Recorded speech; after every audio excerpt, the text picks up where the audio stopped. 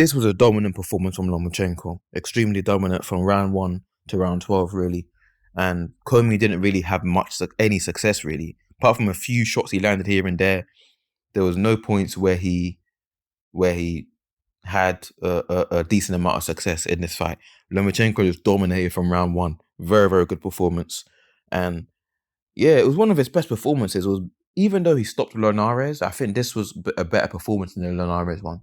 Because the Linares one, Linares landed more shots against him. He knocked Lomachenko down for the first time, I think, ever. I don't think Lomachenko has ever been knocked down, barring that Linares knockdown. Even in the amateurs, I don't think he ever got knocked down. So, he knocked down Lomachenko for the first time ever with a good shot. But that was against the run of play, though, to be fair to Lomachenko. And he did dominate Linares. He stopped him, but I think this was a better performance, in my opinion. And the Pedraza performance, I wasn't that impressed with it. I was impressed, obviously, but for Lomachenko's high standards, it wasn't vintage Lomachenko, if you get what I'm saying. It wasn't his best. And I think that was his first fight back from the shoulder surgery or something like that. Or did he have a shoulder injury before coming into the fight? But one or the other. But Pedraza's performance was good, but it wasn't his best. It wasn't his best. I think the Campbell performance, I think that was a good performance because Campbell stylistically fought a very, very good fight. Used his height and reach better than any other Lomachenko opponent's probably done. I mean, Teofimo Lopez did that as well, but he used a different strategy kind of to beat Lomachenko. But Campbell used all the tools at his disposal and did a really good job, really. Lomachenko had to think and adjust in there. But well, this all leads me to say this, really. Since the Teofimo Lopez loss, Lomachenko has been phenomenal. He's been fantastic. Great performance against Nakatani. I thought he'd win that fight, maybe by probably points or late stoppage, but just the way he did it was fantastic against Nakatani. I mean, against a top 10 lightweight. Did a brilliant job against Comey. Now, again, another top 10 lightweight, a former world champion, I believe, as well. So very good performance against Comey here. Didn't miss a step. Brilliant performance. Dominated from the get-go. And Lomachenko, he's got that style where it's just so hard. It takes so much brain power and focus to keep up with him because he's always moving. He's got that. And when I say always moving, he's not running. He's a pressure fighter, Lomachenko, but he's not like a Derek Chisora type pressure fighter or a Golovkin type pressure fighter. He's not that kind of. He's a extremely skillful. Not to say that Golovkin's skilled as well, but not as skilled as Lomachenko. But the point is anyway, Lomachenko's a pressure fighter, but he's like a pressure fighter with a very, very high level of dexterity and skill, and does a lot of pivoting, like the pivots, the side steps, the angles, stepping over. His athleticism, his talent, and his footwork is remarkable. The best, is up there with the greats in terms of skill and dexterity and footwork. He's up there with the greats when it comes to that. It's absolutely remarkable, and he does that while applying pressure on the front foot because he is a front foot fighter, Lomachenko. He's good on the back. He's okay on the back foot. He's decent. He's quite good on the back foot, but his main strength is fighting on the front foot. And that's what he does. He applies pressure on the front foot using many pivots, feints, side steps, angles, all that stuff. And it just drains the battery level of his opponents. It drains their battery level. It requires so much intense focus for them. And yeah, a lot of the time they just can't keep up. And we saw that kind of here with Comey. Even though Comey didn't capitulate, he didn't fold, he didn't quit. He pretty much had his success was so limited in this fight. It was incredibly limited, and Lomachenko won, in my opinion, every single round. Dominant display, really.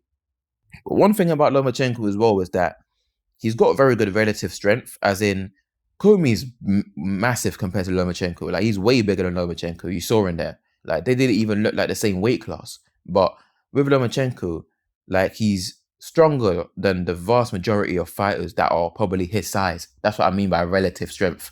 He's stronger than the vast majority of fighters that are his size. And he was probably even stronger than Comey in there. And Comey's bigger than him. In the clinches, his wrestling background is really helping him as a professional fighter. His wrestling background, because with that wrestling background, he knows where to position himself on the inside. He knows how to have the advantage in the clinches, knows all the grappling tactics and techniques and things like that. And it derives from the wrestling background. It really helps you with that strength on the inside, that close quarter strength, fighting in the pocket, that inside strength. That wrestling background really helps with that. It helps Lomachenko, and another fighter who also has very good relative strength and is really, really strong in clinches and really, really strong on the inside too, as well as Lomachenko, is Terence Crawford. He also has a wrestling background as well, and we see how it helps him on the inside with the clinches and things like that, because he was stronger, and he displayed that a lot when he fought Jeff Horn, and even against Sean Porter as well.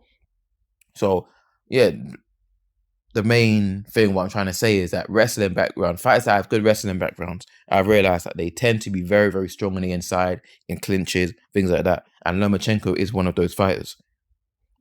One move that I realized that Lomachenko was doing really well was the check hook counter. Like, Lomachenko's timing was immaculate in this fight. Immaculate. So one of his best performances. Yeah, one of his best performances. His timing was immaculate. He was landing a really good check right hook. And to go back to Terence Crawford again, that's the same shot that Crawford hurt Kell Brook with, that counter right hook off the jab, off Brook's jab. That's the same shot that Lomachenko was landing against Commey repeatedly. He was landing that right hook, Commey would come in with a jab or another shot, and then Lomachenko would counter with that really, really good right hook. He didn't really manage to hurt Commey with that shot too much, but it was a really effective, good shot, good powerful shot that he was landing as well, like repeatedly in the fight. Lomachenko's combination punching was brilliant, and he just got so much offensive variety and creativity. Like, he goes to the head and body really well, finds holes around your defense, and he can pivot as well while throwing combinations really well. He's hard to catch while he's throwing, because he moves his head while he's throwing combinations and moves his feet as well. So he's hard to time coming in. He's hard to catch. It's hard to punch with him and actually hit him clean. But yeah, it's going to the head and body really, really well, Lomachenko. And one thing that I really like what he does is that he varies the speed and power of his punches. So when he hits you with a powerful shot, it's not just the power of the shot that surprises you, but it's not just the power that surprises you, but it's the suddenness of it. It's the fact that the opponent couldn't brace themselves for it, couldn't anticipate the powerful shot that was coming in. I mean, that's what magnifies the power, really.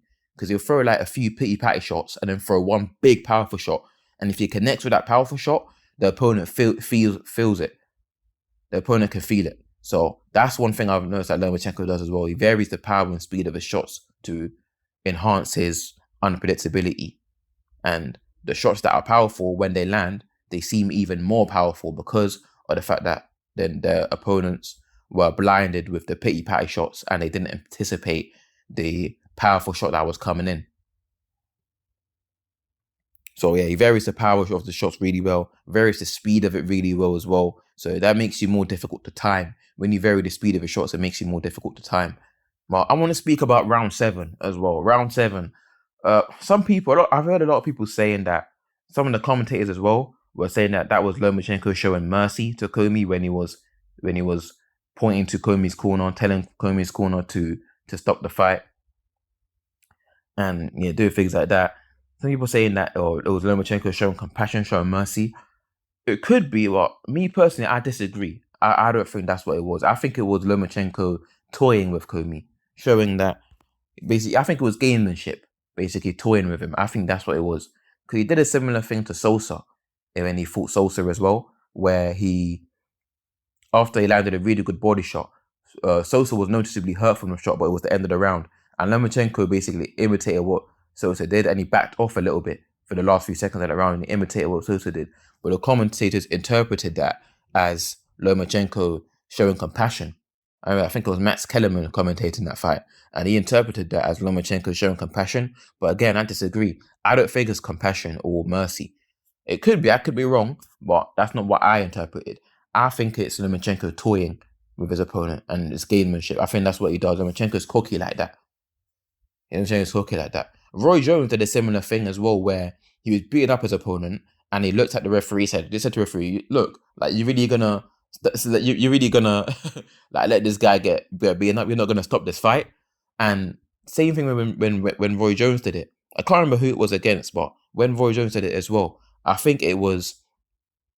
Anyway, guys, leave your comments in the comment section below if you remember the fight that it was, because I can't remember who it was against, but I remember he did this where he looked at the referee and basically saying to the referee, look, you're not going to stop this. And after that, he beats up the guy even more and the fight gets stopped.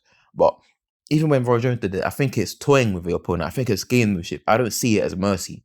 And same thing with Lomachenko. He did a similar thing with Commey in that fight. And Lomachenko did say in one of his documentaries that he was influenced by Roy Jones, especially Roy Jones' showboating and things like that. And you can see that with the toying, with the showboating, the gamesmanship, things like that. Well, yeah, that's just my interpretation of it. I think it was Lomachenko toying with his opponent, showing gamesmanship. I don't see it as him showing mercy. Because after that, he did try and stop Commey as well. You can tell he was trying to stop him, but he just couldn't find the finishing, powerful shots. He landed some good shots after that, but it was a combination of Commey's toughness, Commey's recovery skills, and Lomachenko he was landing shots, but he just couldn't find that one big powerful shot that could really, really like end the fight. And that's the only slight criticism I would give of his performance, really, that he couldn't stop Commey. But like I said, Commey is a tough guy as well. He's never been stopped, or only stopped by Lomachenko. He was only stopped by Teofimo, who's a big puncher. And he does have decent recovery skills. We saw that when he fought Robert Easter Jr. He got hurt, he recovered, and he fights back as well, even when he's hurt as well. So referees tend not to step in because he's fighting back, because he's trying to win, etc., and he's recovering as well. So it was a combination of Commey's recovery skills and things like that, and Lomachenko landed some good shots after he knocked him down, but just couldn't find that finishing blow as well. He just couldn't find that finishing blow. So the combination of both those factors that kind of prevented Lomachenko from getting the stoppage. And that's the only criticism that I would give of Lomachenko of his performance. Because besides that, phenomenal performance.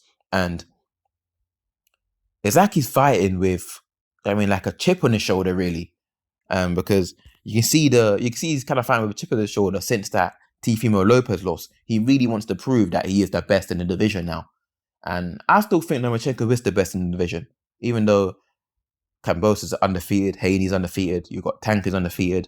I still think that Lomachenko is the best out of all of them, in my opinion. Lomachenko is the best out of all of them, and I think he does beat all of them, including Teofimo in a rematch.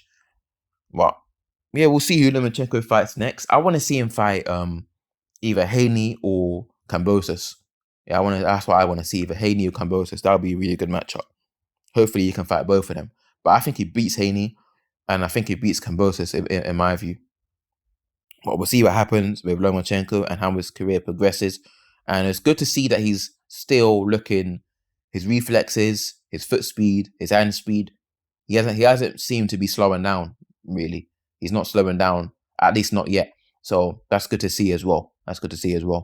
So hopefully we can see Lomachenko some really good matchups in the future. So yeah, that's it for this video. Leave your comments in the comment section below on what you thought about it. Hit the like button, subscribe, all of that stuff. And until next time.